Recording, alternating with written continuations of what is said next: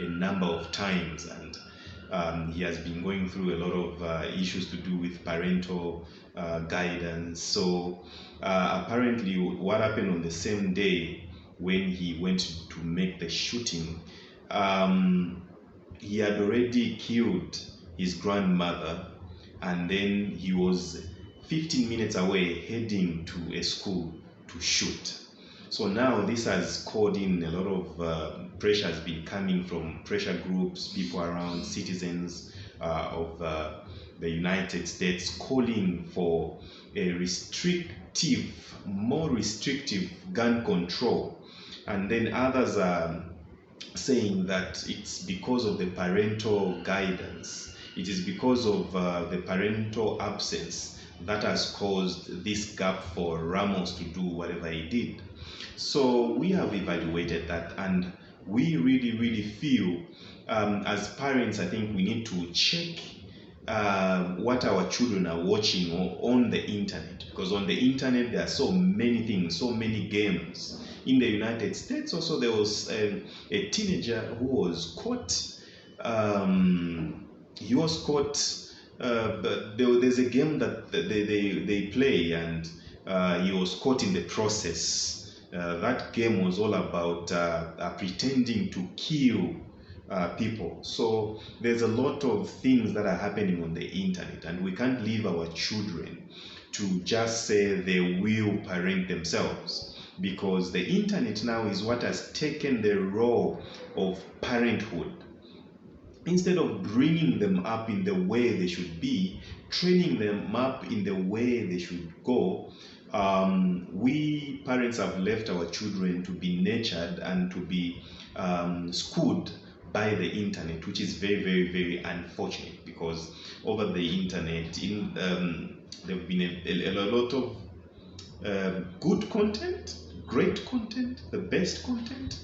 Also on the internet there's evil content, illicit content, content that kills the character, they kills the attitude of a human being, and that's what has been happening. And because of that gap, that's why we see so many suicides happening, so many bad things happening. Like the shooting itself can be attributed to parenthood, and can be attributed to the environment, because the environment where Ramos is growing up or was growing up, it is a very savagery kind of neighborhood. But that does not take away the heart of humanity. I think humanity has to be in everyone. Despite who or where they come from, I think we are supposed to have that kind of heart. So instead of the bullying that he was going through, instead of taking it out into shooting other innocent children, families are broken up, they are crying, a lot of things are happening. I think the most important thing was to go for therapy, sort out the bullying issue. Whoever has let us down, I think we really need to deal with that ourselves. We cannot go on to blame other people for our own failures. We cannot go moving up and down for approval. When we have low self-esteem, we blame it on others. We don't have money, you blame it on others. You failed to succeed because of your own mistake, you blame it on others. We've had a rough childhood, then we blame it on others. No, it's not supposed to be like that, and the world is really tending to be more upside down. In the case of Ramos, going around shooting 19 people, parents, and there's one of the teachers, a female teacher, was shot. When the husband heard that the wife was dead, he had a heart attack and died. Died in hospital, all because of this sin, all because of this what had happened. children in the class, they had to pretend to die. They used the blood of their dead fellow students. They smeared it on themselves and then pretended to die so that Ramos doesn't shoot them. What a traumatic experience for the children. What a traumatic experience. That experience was never meant to be. That experience was never meant to be. Especially the security check. Security check. Because the videos show that he abandoned the vehicle after having some kind of an accident. Then he went through the back of the school. And then he entered through the corridor there and he was just shooting wherever that he was finding along the way. It is a very sad scenario, and my heart goes to the families, and I would love to say that our deepest condolences, because to lose life, especially young life, those children had high life within themselves. They were full of life. So many expectations. So many expectations. Expectations to do better. Expectation to be great leaders. Expectation to be great managers. To be great people in society. To make a difference and impact the whole entire world. But all that was cut short. A lot of people are saying, no, they need to restrict the gun control. Others say, no, our children, they have,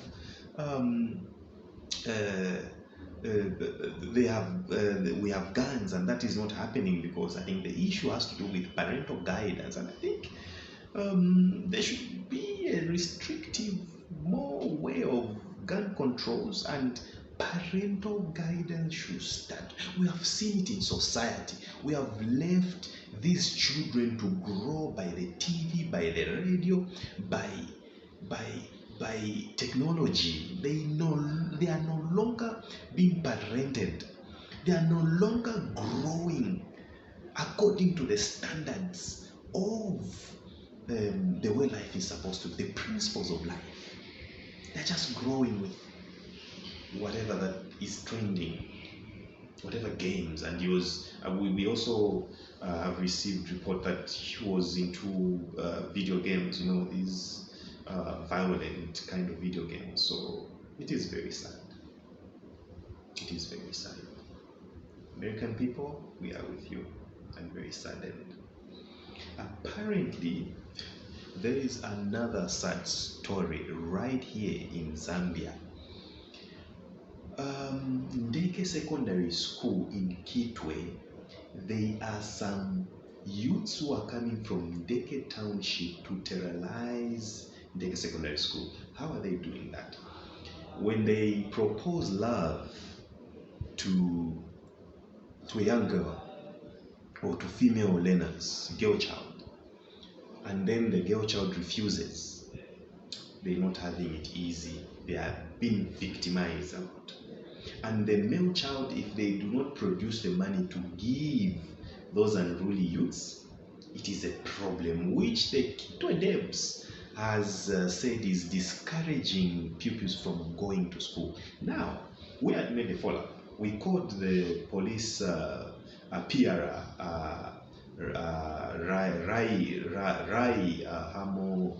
Rai Hamonga. Okay, we made a follow-up with him. And apparently, he has not received that report yet, and he told us today, Monday, he will make a follow-up. So tomorrow, we are going to call them.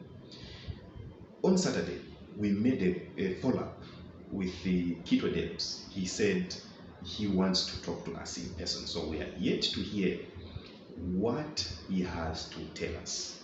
Because why wasn't this issue reported to the police? When I called the Kitwe police, they told me, no, you have to report this issue to Usakile police post. And now we are in Lusaka, so we have to use someone to report the issue. But why isn't the school, the head teacher, reporting this issue? What is happening? we will get to the bottom of this. The right to education for those children cannot be disrupted. It cannot be disrupted. It cannot be disrupted. We have reports that this has been happening for a long, very long time. Someone was beaten up because they were going out with the girl that they admired, and then he was beaten up for being in a relationship with that girl. Where is this society going? Ndeke residents, why don't you report this to the police? You need to report this to the police. This story, it's there in the Daily Mail, written by Melody Mubeta. All of you can make a follow-up with that. But the gang members should not take this for granted. This Zambia belongs to everyone, and the right to education shall be protected. We are going to use our organization, Education Hope Foundation, to bring this to a stop. If it means demonstrating or whatever we can, just to ensure that there is peace at the school, we need to get to the bottom of this. We cannot allow gangs to disturb the right to education. It's in the UN Charter. The right to education is there everywhere, and we need to defend it. And how do we defend it? By allowing the school-going children to learn in a very conducive environment. They were not created for you gangs. They were created to make a difference. They were not created so that you can stamp on them and disturb their lives. The right to education must be protected at all costs. It must be protected. Ndeke residents, what are you doing about it? You are just sitting there in fear? Or have you reported to the police? So we hear what the public relations police Rai Hamonga, what he has to say. We hear what the Kitwe Debs has to say, and we will report back on this channel. We hear. Because the whole entire Debs, District Education Board Secretary, this has to be reported. I know we are going to meet on Wednesday, but this has to be reported. Yes, maybe you have fear, and yes, you cannot do it alone. You cannot do it alone. Let us do it together. That's why I even asked to say, is there any way we can help you?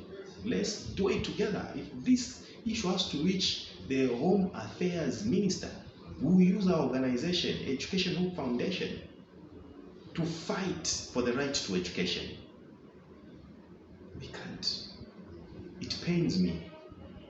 It pains me. This is a huge burden, and we need to ensure that those children, they feel safe again. Because, these things, they have impact.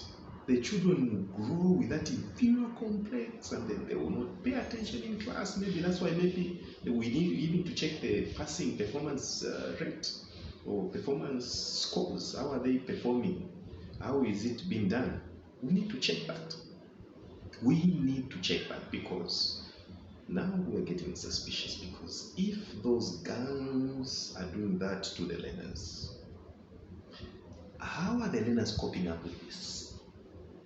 I remember there's a certain school, my father, so rest in peace, he forced me to go to this school, and then this school had these teachers. Okay, it's a military kind of school, so for me, I was scared to go there. Sometimes I could hear the guns flying, and I didn't go back to school.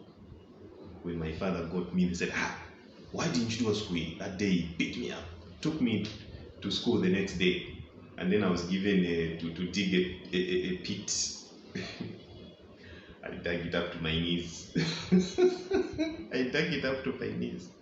Yeah, I will never forget that. They never saw me, even the bag, I left it there. Then I was staying home sleeping because I didn't want to associate myself with that kind of a school. So the story is this: learners who have some kind of disturbance, traumas, they'll think that's the way life is, to be scared to do certain things, and we need to protect them.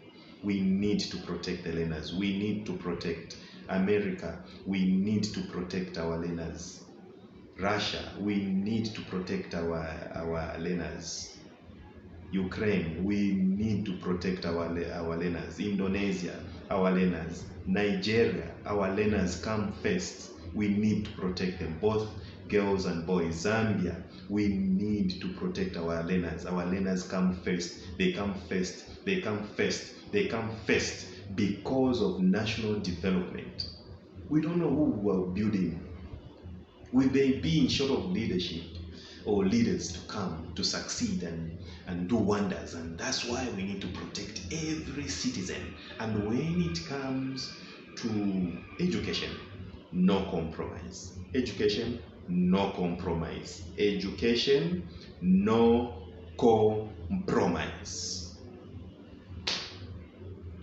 We'll give you the detailed story as we call the police, as we talk to the Kitwe DEBS, District Education Board Secretary, as we follow it up.